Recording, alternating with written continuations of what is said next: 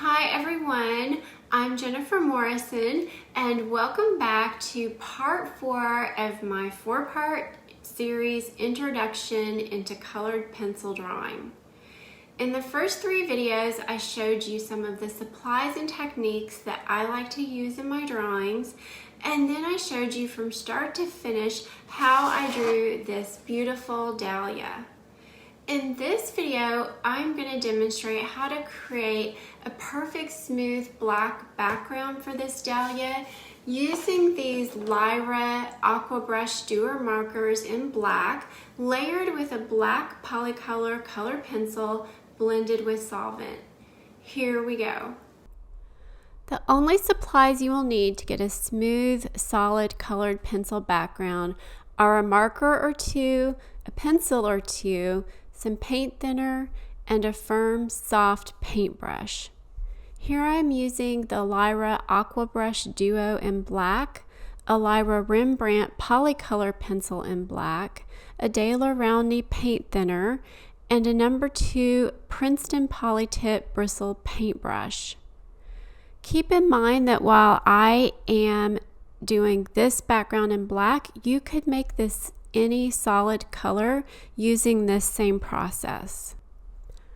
I started out by outlining the entire flower using the pointed end of the marker.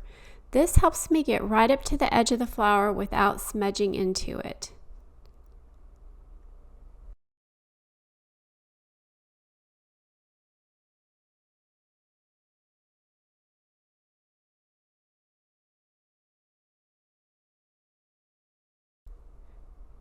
Next, I use the other end of the marker, the brush tip, and fill in the rest of the background. You certainly can create a solid black background with pencils alone, but adding a layer of marker before the colored pencil really speeds up the process. It just fills in all of the white of the paper, making it a lot faster and easier to add the colored pencil on top.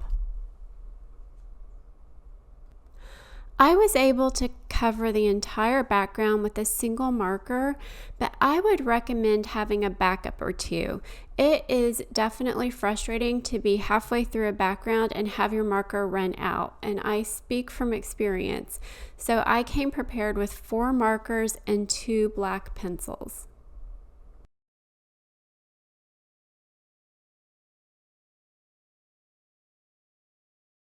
Next, I add a layer of pencil on top of the marker, and this takes some time, but after the detailed work that I did on the flower, it's really a nice change just to simply color. I don't find it boring at all, just really relaxing.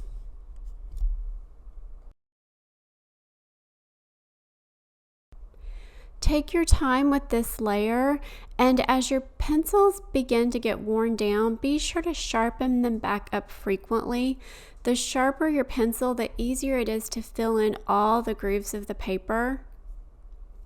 I started out in a circular motion, but then decided to go back and forth horizontally because I was getting better coverage that way. This is just going to depend on the pencils and the paper that you're using. Next, I dissolve the pigment with solvent to make my background nice and smooth. I'm dipping the paintbrush into the solvent and then dabbing it on a cloth to remove the excess from the brush. You want your brush to be damp or nearly dry for this process. If you have too much solvent on the brush, you will remove pigment from the drawing, creating light spots. I am dabbing the brush onto the paper at first, and then as my brush becomes more and more dry, I can use big, soft, circular movements to smooth out the pigment.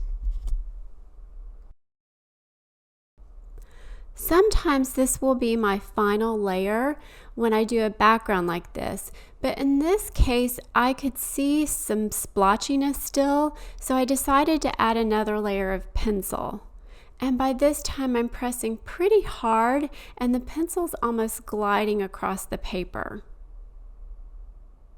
You can repeat this process, adding more solvent and more pencil as often as you need to until you have a smooth background.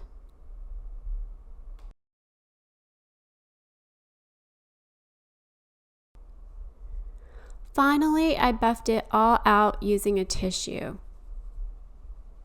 And that is all there is to it.